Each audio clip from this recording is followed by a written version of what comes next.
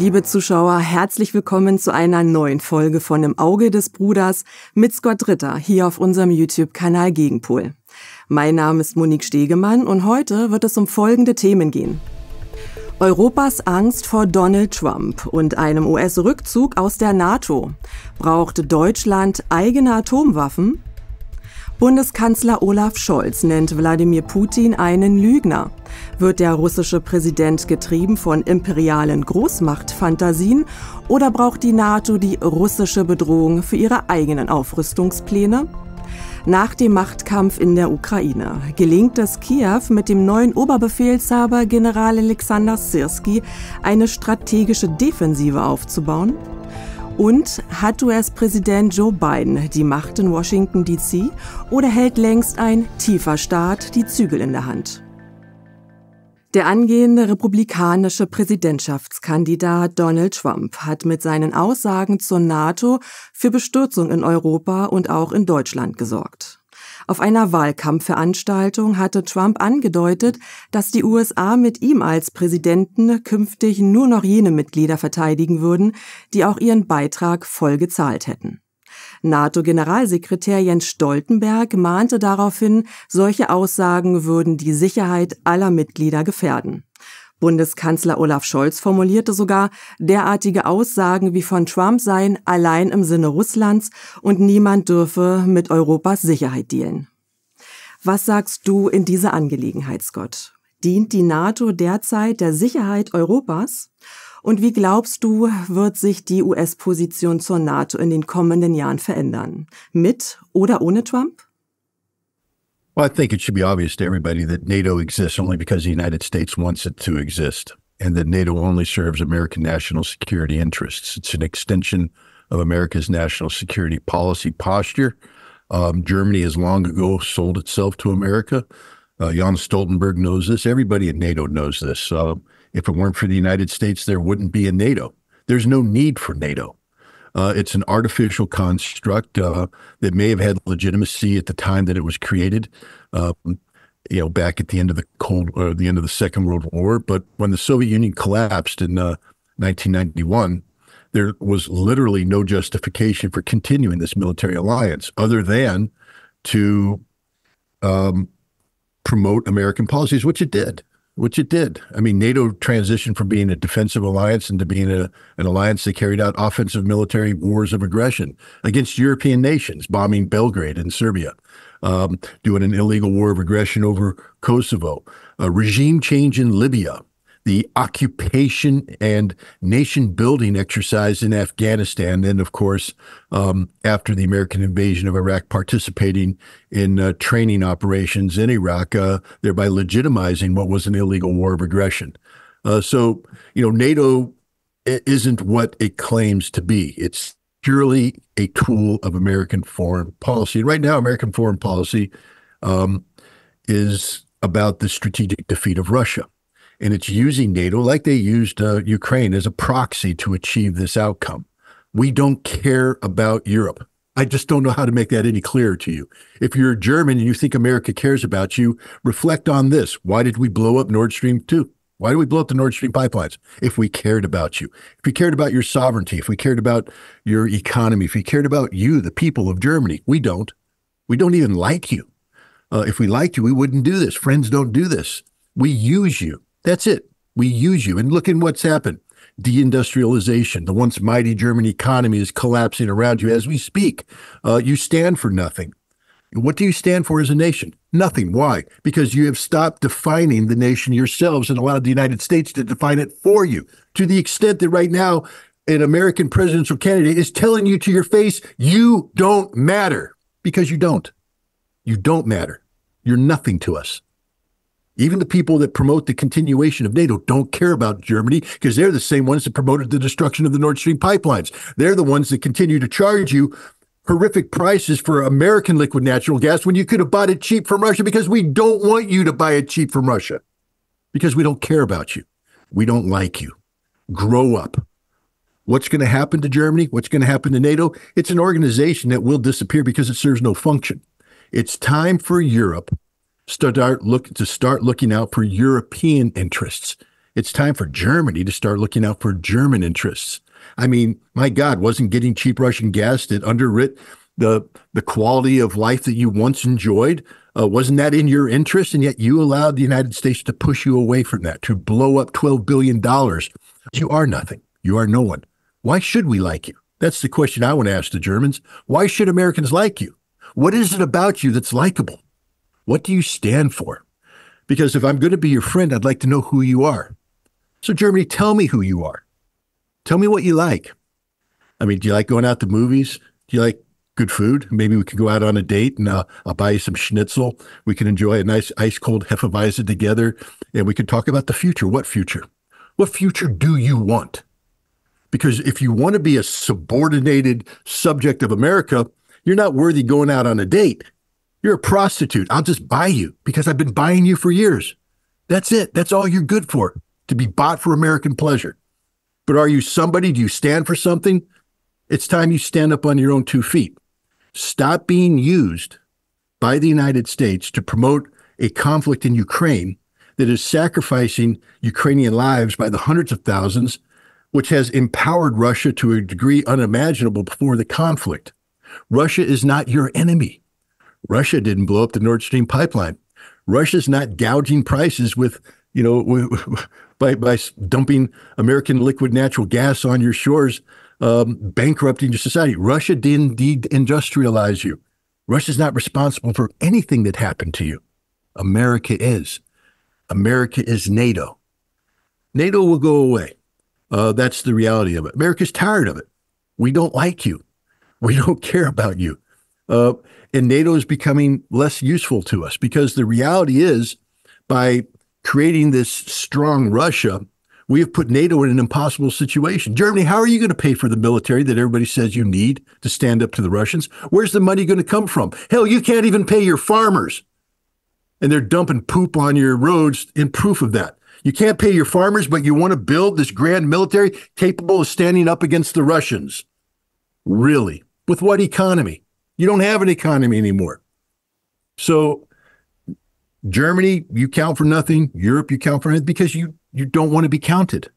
Again, all you want to be is America's toy. You want to exist for the pleasure of America. Why don't you start existing for yourselves? Why don't you pick better dates?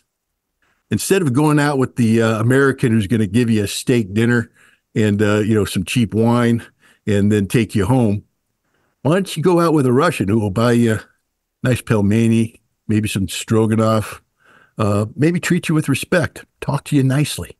Who knows? It's your choice to make, but you've made the wrong choice so far. What's going to happen to NATO? I don't think NATO is going to be around in 10 years. I think the sentiment that exists in the United States is catching on. What Donald Trump is expressing is the will of many Americans who just don't understand why we continue to spend all our money underwriting European security when the Europeans don't care about their own security. Instead of asking America to deploy troops on your soil, why don't you build your own army? But you can't because you don't have any money, because you don't have an economy, because you don't know what you're fighting for, because you don't matter. You don't matter to us, and you don't matter to yourselves. Learn some self-respect. Look in the mirror and say, I am somebody worthy of respect. But you can't do that when behind you is your American boyfriend looking at you with the kind of lust that only comes from paid services, not genuine friendship. Bei den führenden Politikern und Parteien in Deutschland wächst zunehmend die Sorge vor einem möglichen Wahlsieg von Donald Trump. Befürchtet wird vor allem ein Rückzug der NATO aus Europa. Prompt nach den Aussagen Trumps am vergangenen Wochenende startete eine Debatte über die Anschaffung von eigenen Atomwaffen für die EU oder sogar für Deutschland. So titelte etwa die FAZ: Sollte Deutschland eine Atombombe bauen? Die Berliner Morgenpost fragt: Braucht Deutschland Zugriff auf die Bombe? Die Süddeutsche Zeitung legt nach: Muss Deutschland Atommacht werden? Und selbst das ZDF, immerhin durch unsere Rundfunkgebühren finanziert, fragt: eigene Atomwaffen für Deutschland? Was sagst du zu dieser Debatte, Scott? Braucht Deutschland eigene Atomwaffen für den Fall, dass sich die USA von ihren NATO-Verpflichtungen abwenden sollten? Und welchen militärischen Nutzen hätten eigene Atomwaffen für Deutschland? Könnte Deutschland sie unterhalten und bei Bedarf einsetzen? Come on, Germany. Do it. Do it. I dare you. I dare you. Don't talk about it, man. Do it. Come on. I mean, wait, you don't like nuclear power. You're going to have to build, the breeder reactors. You're going to have to, but they pollute. Your green people aren't going to like this too much. But you can get over that because, hell, you've gotten over, the need to bring back coal because your economy is collapsing. Do it. Stop talking about it. Man up. Build nuclear weapons. Become a nuclear power and pay the price. Pay the price. One, you'll be shunned in the international community. Because didn't you sign the Nuclear Non-Proliferation Treaty? You're basically saying that international law doesn't matter because your feelings are hurt, that you want to be a big boy. You want to play at the table. Take a look at Great Britain. They have an independent nuclear capacity. Their economy is tanking. It's done nothing to improve their security. The British Navy rule Britannia. Britannia rules the waves. They can't get their 2 aircraft carriers out of port because they don't work. Nothing works because they're a broken little country. Look at France. They have an independent nuclear capability. What has that gotten them? Nothing. Trouble in the streets. Nuclear weapons are not a cure-all. They solve nothing. They only create more problems. So you'll become an international pariah. America, who already doesn't like you, will learn to hate you. Because I want to remind you, Germany, we went to war twice in the last century to kick your ass. Because you overstepped your boundaries. And if you think that we're not going to pay attention to you saying you want to become a nuclear power, Germany that can't even control, its neo-Nazi tendencies, that continues to fund the Banderas and support them, not understanding the linkage between the Banderas in Ukraine and Adolf Hitler, the man that sent you down the path of destruction 80 years ago? How stupid can you be? You answered the question yourselves when I read these headlines. You don't want nuclear weapons. You can't afford nuclear weapons. You can't afford them economically. You can't afford them politically. And you don't have a military reason for them. Russia does not pose a threat to you at all. But go ahead and do it, Germany. But you won't. Because all you can do is talk and generate bold headlines, but you never follow up with action. So I'm not worried about a German nuclear program. Nobody is. Because Germany doesn't have the guts to do it. Die ganze Debatte um Atomwaffen für Deutschland wird geführt auf dem seit Wochen, man muss sagen seit Jahren, genährten Boden einer angeblichen Bedrohung aus Russland. Das gesamte NATO-Manöver Steadfast Defender 2024 inszeniert eine Verteidigung der Mitgliedstaaten gegen eine angenommene Aggression von Seiten Russlands. In seinem Interview mit dem US-Moderator Tucker Carlson hatte der russische Präsident Wladimir Putin vergangene Woche deutlich gemacht, dass sein Land keine Ambitionen habe, die NATO-Staaten anzugreifen. Er bezeichnete die damit verbundene Gefahr eines globalen Krieges sogar als gegen den gesunden Menschenverstand laufend. Die derzeitige Politik der NATO nannte Putin eine Kriegstreiberei. Der Westen hingegen verfolgt strikt sein eigenes Narrativ. Das deutsche Staatsmedium Tagesschau forderte die Zuschauer in einem Kommentar auf, das Putin-Interview zu ignorieren. Und Bundeskanzler Scholz nannte Putin bei seinem Staatsbesuch in Washington einen Lügner. Der russische Angriff auf die Ukraine, so Scholz, sei ein reiner Imperialismus. Deswegen müssten sowohl die Ukraine als auch Europa dringend weiter aufrüsten. Scott, wir fragen dich, wer lügt hier und wer erzählt die Wahrheit? Wird die NATO durch Russland bedroht? Muss sie sich gegen eine russische Aggression rüsten?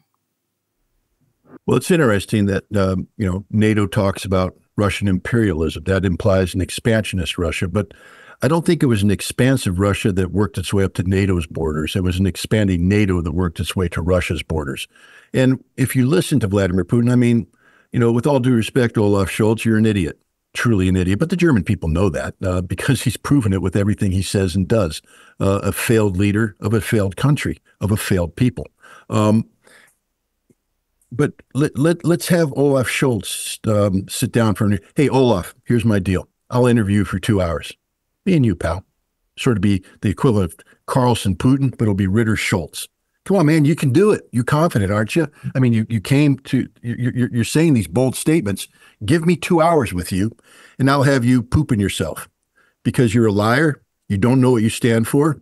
You're just a little baby. You'll need a diaper change midway through. That's what the reality is. Olaf Scholz stands for nothing. He's just making stuff up. There was a time when Germany knew how to stand on its own 2 feet.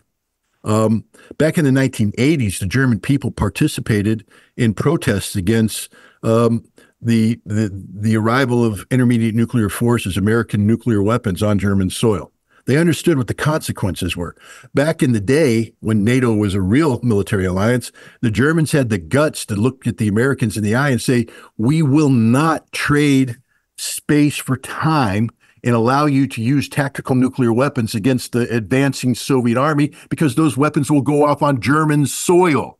And we don't want German soil to be contaminated for thousands of years. Back then, Germans actually loved their country. Loved it so much that they didn't want nuclear weapons to be used, that they were willing to fight and die on the border as opposed to giving up land and letting nuclear weapons be used. Where are those Germans today? Where's that spirit today? Why is Germany rushing to commit suicide? Because you do understand that if you possess nuclear weapons will be used against you automatically. And you don't even have to be a party to the conflict. Just being a member of NATO does it. So let's hypothetically think that Lithuania, Estonia, or Latvia, one of these insane Baltic countries, decides to oppress their Russian population. Germany has no say in that. It's not part of Germany. Germany could be opposed to it. It doesn't matter. They're NATO members. So let's say Estonia starts putting Russians in concentration camps. Let's say that Lithuania says, we're not going to give Russia the access to Kaliningrad that it needs. We're going to blockade Russia.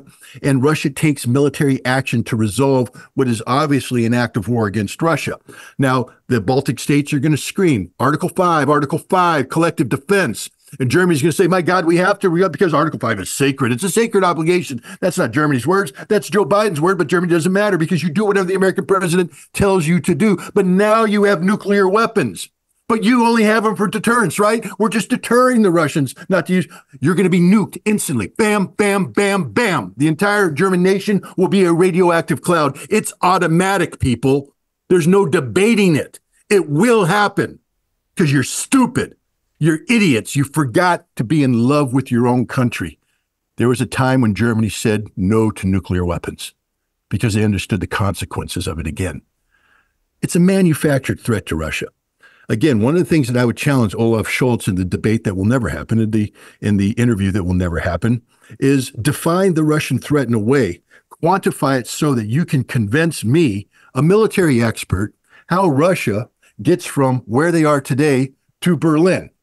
Talk about the logistics. Talk about a number of men that are necessary. Talk about how large the Russian army has to be, because understanding the Russian army is sort of maxed out right now fighting in Ukraine, but you want them to advance through Poland, secure flanks in the Baltics, secure flanks in Central Europe, and move on to Berlin. How many million Russian soldiers will be needed for that? And has Russian military been built up to that fashion? The answer is no. The Russian military is not an offensive military capable of sustained large-scale combat in Europe. They are a military that can counterattack. For instance, as Vladimir Putin said, if Russia is attacked by Poland, then Russia will destroy that Polish army and then counterattack and eliminate Poland as a nation state. If Germany wants to be a part of that, then Russia will do so too. But Russia will have to mobilize around 5 million men. But they don't have 5 million men right now. So they don't pose a threat to Germany. So why are you talking about it? Oh, yeah, that's right, because your American masters told you to say it. That's the reality. No, Russia doesn't pose a threat to Germany. Germany shouldn't have nuclear weapons. It's literally committing suicide because nuclear weapons make you an automatic nuclear target. Even if you don't want to be part of what's going on, you're part of the club now. And so it's dialed in automatically. And so you will be terminated instantly. Is that the future you want? I don't think so, but, you do you. Schauen wir nochmals auf die Worte von Scholz, der Putins bzw. die russischen Ambitionen in der Ukraine als reinen Imperialismus abgetan hatte. Im Interview mit Carlson hatte Putin einen groben Umriss der russischen Geschichte geliefert, angefangen mit der Gründung der Russ und damit quasi die historische Zugehörigkeit der Ukraine zu Russland begründet. Für diesen Ansatz gab es international viel Kritik. So meldete sich etwa der ehemalige Präsident der Mongolei Zachjagin Elbekdorsch über X zu Wort und präsentierte dort eine alte Karte des mongolischen Reiches unter Dschingis Khan und seinen Nachfolgern. Er beruhigte die Weltöffentlichkeit aber mit den Worten, sei Land, sei friedliebend. Wie bewertest du den von Putin gewählten Ansatz einer historischen Argumentation? Öffnet er damit nicht auch die Tür für andere Nationen, territoriale Ansprüche aufgrund ihrer Geschichte zu erheben? Man denke an Benito Mussolini, der Italien wieder zurück zum Römischen Reich führen wollte. Oder wie ist es mit Mexiko, das große territoriale Ansprüche an die USA stellen könnte? Well, first of all, the former Mongolian president should be ashamed of himself because he's just playing stupid, cheap parlor games. Anybody who has a disagreement with the, historical narrative laid out by Vladimir Putin in the initial 30 minutes of his interview with Tucker Carlson should address the facts put in there. No one's doing that because they can't challenge it. It's historically accurate. Why did Putin say what he said? You have to listen to what he was saying. He's hammering home the reality that Ukraine is an artificial construct of history, not of national aspirations. And he is also emphasizing the fact that much of what we call Ukraine today has been, is, and will always be part of the Russian nation. I mean, I don't know how many times he distinguished between the right bank of the Dnieper River and the left bank, and emphasizing how the left bank of the Dnieper River was New Russia, and that's what it's called today. If Mongolia wants to suddenly become the champion of the Crimean Tatars and say that they are going to come to the defense of Tatars, then you better have the means to back it up. I mean, that's why it's stupid. Is the Mongolian former president saying that the Golden Horde is going to reemerge and that a modern-day Genghis Khan is going to lead Mongolian horsemen across the steppes, conquering Russia, building mountains of Russian skulls from the cities that they sack? What stupidity is this? Literal stupidity. What Vladimir Putin was saying is that the people who live today on the left bank of the Dnieper River identify as Russians because they are Russians. Ask them. I mean, I was just in the new territories, Kherson, Zaporizhia, Donetsk, and Lugansk. I will tell you right now, the people that live there, they don't say, wow, the Russians have come here to occupy. They say, we are Russia. We belong to Russia. We speak Russian language. We have a shared history, shared culture, shared religion. How is it imperialism if you're defending your own people, if you're coming to defense? Because remember, I mean, the other history lesson that Putin gave us was the history of not just, how Lenin created this artificial nation called Ukraine, but how Stalin sustained it, and then how in the aftermath of the collapse of the Soviet Union, the Russian Federation agreed that this entity called Ukraine, whether it liked its pedigree or not, would exist in the borders set forth by its status as a union member of the Soviet Union. Russia said so, to include Crimea, which nobody contends is anything but Russian. In Russia, not just supported this, but fought for this. Even after 2005, the Orange Revolution, where a president, Viktor Yanukovych, was illegally overthrown by what was the first Maidan coup.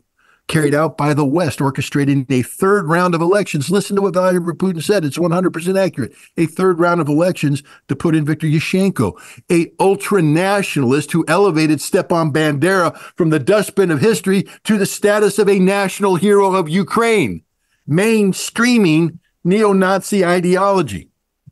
Now, this was a European Union plot. They wanted to breathe life into this new Ukrainian nationalism. But you know what the biggest threat to new Ukrainian nationalism was?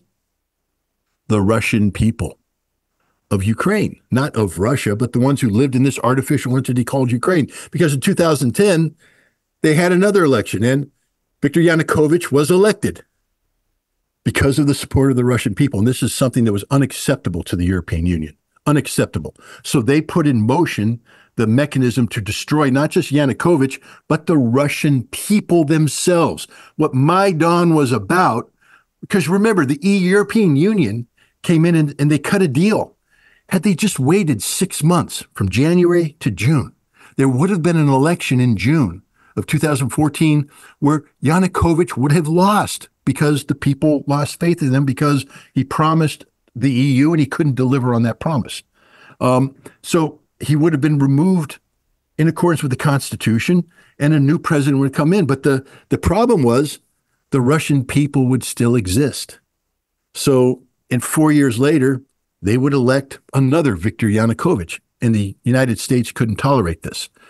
So the Maidan was about bringing to the forefront these nationalists, empowering them, the right sector, Sloboda. And they began to attack the Russian people, a deliberate provocation designed to produce a conflict which was designed to eliminate the political viability of the Russian population of Ukraine. That was the goal. That was the objective. And the Russian president, Putin, said no. Is this imperialism? No, of course it's not. It's what a leader does to defend his own people. Now, he didn't jump in and say, aha, because it was imperialism. He come in and said, I'm taking over all of New Russia. No, he defended Crimea because Crimea is Russia. And the nationalists came in, their freedom trains. They tried to, bully the Russians. The Russians stood up and Crimea became part of Russia in 2014, but not the Donbass. There was an uprising in the Donbass, but Russia didn't come in and say, oh, that's ours too, even though historically it is theirs. What they said is, we agreed to the Minsk Accords, which recognizes the Donbass as part of Ukraine. All we want are conditions to exist that return the situation on the ground in Donbass to pre-2005, pre-Orange Revolution sensibilities, where Russian language is tolerated, Russian culture is appreciated, Russian religion is permitted, that there won't be cultural and ethnic genocide of the Russian people. Well, the nationalist government in Kiev couldn't handle that. And for 8 years, Russia continued to say, give us Minsk, give us Minsk, give us Minsk. But only after NATO came in, intervened in 8 years and rebuilt a Ukrainian army, a massive Ukrainian army that was threatening the Donbass, did Russia intervene to save the Russian people. That's the reality of what happened there. It's not imperialism. It's the kind of history lesson that Vladimir Putin delivered perfectly. And that's why the Europeans don't want you to listen to it. They don't want you to hear the voice of the president. They don't want you to consider his words, because the truth shall set you free. And right now, Europe is prisoner to the lies that have been told by the United States, by their own political elite, by their academics, the Russophobia they've been infected with. The antidote to Russophobia is truth, and Vladimir Putin was speaking nothing but truth, and that's why they're trying to silence him. But it's too late. I think over 1 billion people have watched that interview and have heard his words, and the cat is out of the bag. You can't put that toothpaste back in the tube. It's done. The genie is out of the bottle. Whatever you want to say, the truth is there and it's doing its work. Lass uns thematisch in der Ukraine bleiben. Entgegen aller Überlegungen vorab, auch in unseren Interviews, scheint es der ukrainischen Regierung unter Präsident Wladimir Selenskyj problemlos gelungen zu sein, General Valeri Saluschny als Oberbefehlshaber der ukrainischen Streitkräfte abzusetzen und General Alexander Sirskij einzusetzen. War es tatsächlich so einfach, wie es medial dargestellt wurde? Gab und gibt es keinen Widerstand innerhalb des ukrainischen Militärs? Ist der Machtkampf damit zugunsten von Zelensky entschieden? I think there's a missing element there, and that is, of course, the intervention of Victoria Nuland and the considerable diplomacy taking place behind the scenes that facilitated the removal of Zaluzhny. But Zelensky has paid a price. First of all, he is more beholden to the military today than ever before. Sirskij did not come in as part of the normal implementation of civil-military relations. Sirskij came in as part of a compromise. Zelensky had to make compromises, which means he is diminished as a leader. And now he is more dependent upon the military for his political viability than ever before. Sirskij now, has more ability to leverage the desires of the military on the civilian leader. So I think it diminished Zelensky. It weakened the office of the presidency, and it gave the military the control that it was seeking all along through Zaluzhny. So anybody who looks at it superficially and says, well, Zaluzhny left, Zelensky's still president, Sirskij is commanding the military, you're missing the point. Zaluzhny didn't leave politically. He's just not the commander of the Ukrainian armed forces, but he's still there. Zelensky had to sell his soul to the military to get Sirskij in power. And Sirskij now you're going to see is going to be calling the shots more and more and more. We're looking at a diminished Zelensky. And should he dare stand up and try to oppose Sirskij? Because again, take a look at what happened. Zaluzhny last fall, I think November, December, winter, talked about a stalemate and the need to transition to a defense. And Zelensky said, no, it's not a stalemate. We continue to maintain the pressure on the Russians. Sirskij was brought in because he was the butcher. He's the man with the aggressive, posture. He was going to attack. One of his first actions is to say that Ukraine's going over on the strategic defense. And what does Zelensky say? Nothing. Because he can't say anything because Sirskij owns him right now. So that's the new reality, that Ukraine is a civilian-led democracy in name only. It's now a military dictatorship, and that dictator is named Sirskij. Unmittelbar nach seiner Einsetzung als Oberbefehlshaber berichtete General Sirskij dem ZDF, dass der Krieg in der Ukraine aus seiner Sicht in eine neue Phase trete. Die ukrainische Strategie bestehe nun daraus, in eine strategische Defensive überzugehen und den russischen Streitkräften möglichst schwere Verluste beizufügen. Dafür sind aus seiner Sicht weitere massive Waffenlieferungen aus dem Westen erforderlich, insbesondere Marschflugkörper, Raketen, Drohnen und so weiter. Wie schätzt du die strategische Lage in der Ukraine ein? Wird sie sich aus umkämpften Ortschaften wie Awdjewka zurückziehen müssen, um die Frontlinie zu begradigen? Kann es ihr unter General Sirskij gelingen, erfolgreich eine strategische Defensive aufzubauen, trotz drückender Überlegenheit Russlands, wie er selbst zugibt? I mean, Sirskij's making the same pitch that Zaluzhny made last October, November, December of 2022, in the lead up to not last October, in 2022, in the lead up to the counteroffensive. Basically, he said we need a whole new army. If you remember, he said I need 500 tanks or 300 tanks, 500 infantry fighting vehicles, 1,000 artillery pieces, unlimited ammunition, the whole thing. I need 9 to 12 brigades worth of men to be trained and equipped in order to carry out this counteroffensive. Sirskij's saying the same thing.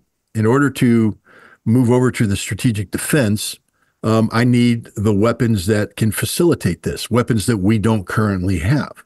But in 2022, 2023, the West gave Zaluzhny everything he wanted. There was no debating about it. It happened. Today, Sirskij's asking for things that the West can't deliver, is not in a position to deliver. these weapons don't exist, or if they do exist, the political price to be paid by the nations that possess them is too high. The United States, we can't get the $64 billion release that Sirskij needs to fund this ambitious program. Meanwhile, the Russians are relentless on the battlefield. Would the Ukrainians benefit from strategic withdrawals from embattled cauldrons, straightening out the lines, building up reserves? Of course they would. But are they going to do that? No. Why? They can't. Because if you try to do a strategic withdrawal under pressure and you don't have the ability to hold the Russians back while you withdraw, it becomes a rout. And so the Ukrainians are trapped on their frontline positions because they can't maneuver. They don't have the ability to replace these forces. They don't have the ability to bring up reserves. They just tried to organize a 3-battalion force to launch a counterattack in the Avdiivka region, and they were destroyed by 2 Iskander missiles. The casualties are in the hundreds, maybe even more. This is the reality. Russia dominates the battlefield and will continue to dominate the battlefield. Sirskij has identified that which he believes he needs to stabilize the situation, but it's an unrealistic shopping list. It's like me going to my wife and saying, all right, for our year-long vacation around the world, we need to stock up on caviar, steaks, wine, champagne. And she's looking at my checkbook going, honey, we can barely buy groceries for next week. And you're talking about a year-long vacation with all these goods. We can't afford it.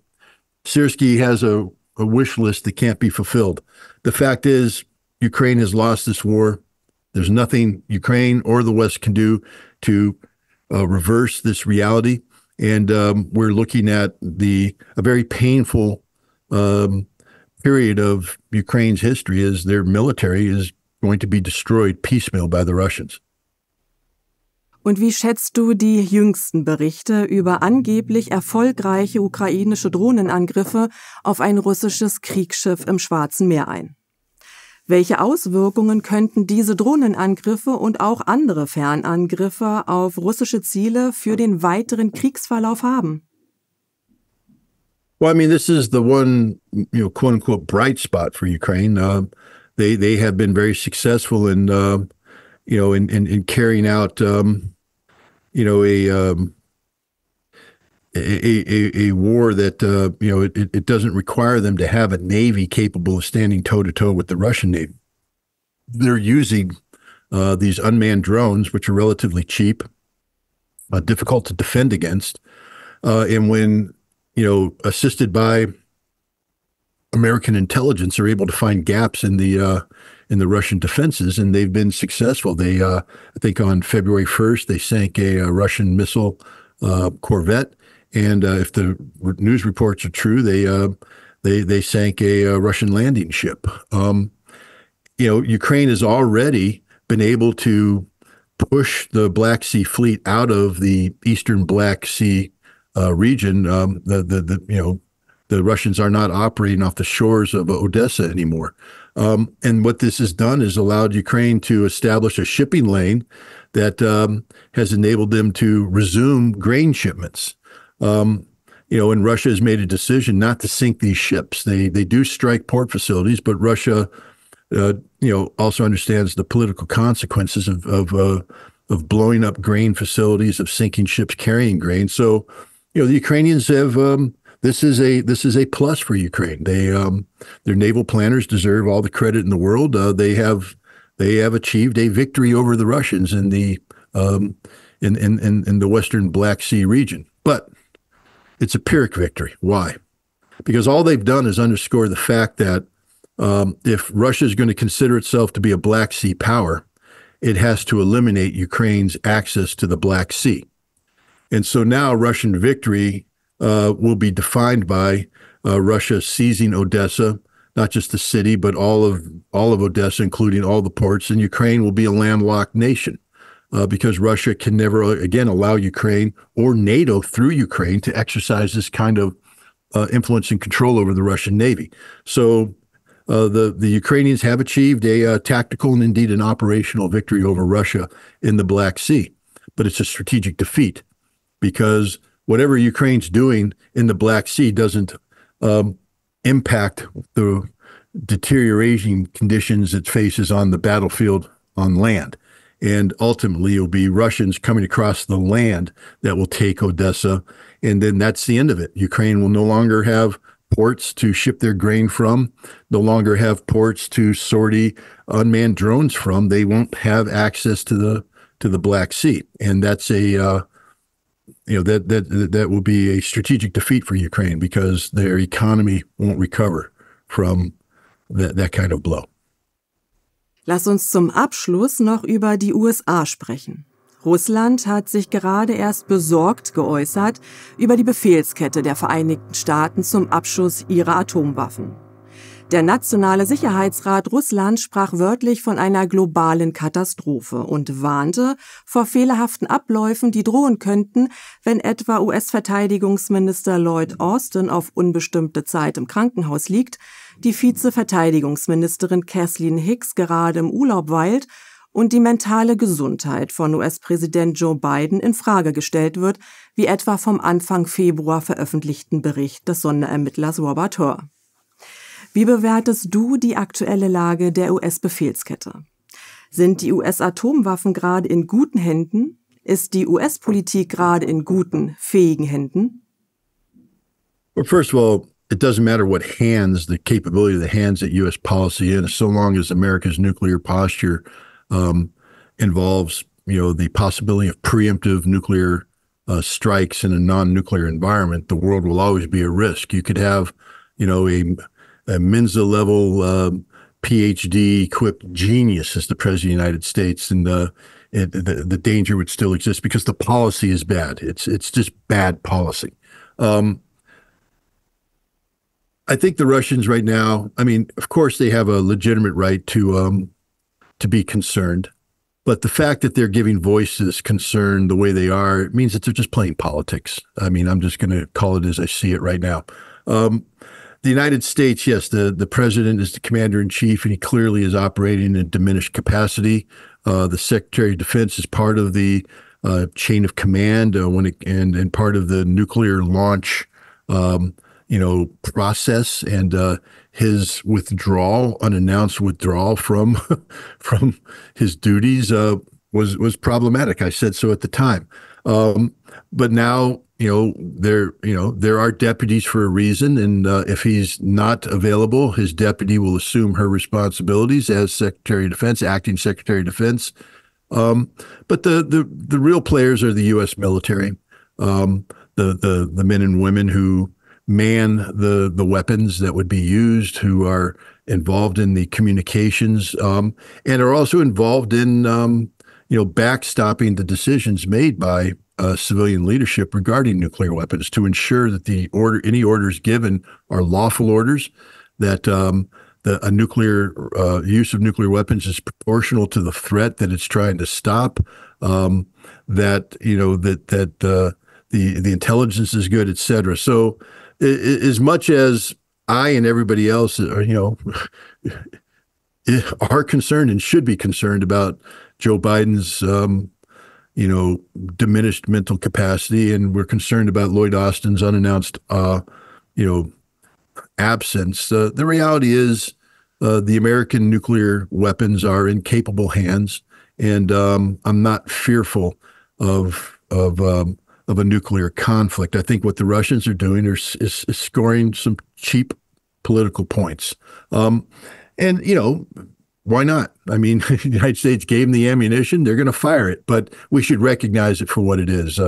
Just playing political games in a time where political games define, what's going on. We are in the silly season of an American presidential election. And so you're going to see a lot more statements of this nature coming from everybody. Lass uns nochmal auf das Interview von Putin und Carlson eingehen. Darin hatte der russische Präsident angedeutet, dass ganz andere Leute in Washington die Politik vorgeben als der US-Präsident und die US-Regierung. Wie siehst du das? Hat Putin in dem Punkt recht? Und falls ja, lässt sich von einem Staat im Staat reden oder sogar von einem tiefen Staat, wie manche behaupten? No, Vladimir Putin is 100% correct. I'll give you a recent example from my own experience. 2 Decembers ago, in 2022, I believe, I went to Washington, D.C. to participate in the anniversary of the signing of the Intermediate Nuclear Forces Treaty, a treaty that I played a role in implementing. And a senior U.S. government official who is asked to be not named, so I won't name this individual, was present.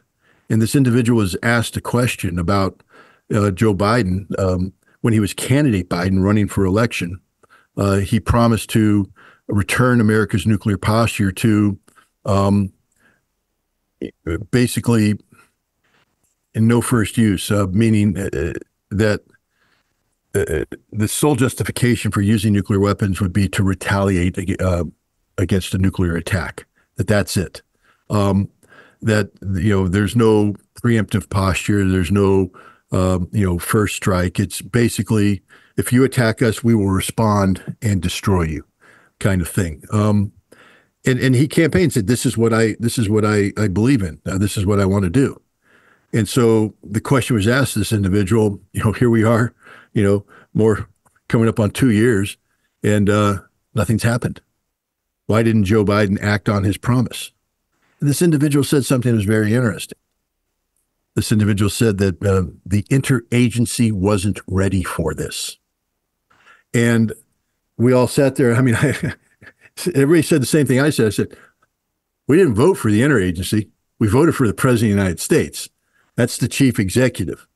And the President of the United States can give an order, and the interagency's job isn't to say we're not ready. The interagency's job is to say, sir, yes, sir, 3 bags full, sir. We're going to make it happen, sir. But that's not what happened because,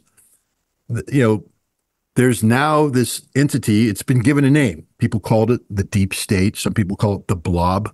But this individual named it. It's the interagency. When I was in government, there was an interagency, but it was an interagency process. The interagency process was where you got the different agencies, defense, intelligence, commerce, treasury, to come together and coordinate on policy that was sent down from the president. So the president would say, this is the policy I want. The interagency process was a process of coordination to come up with an implementation plan. How are we going to take the president's policy direction and make it reality? But it's turned into a living, breathing thing that apparently has the ability to tell the president, no, we're not ready for it. Now, this isn't democracy. This is extremely worrying. When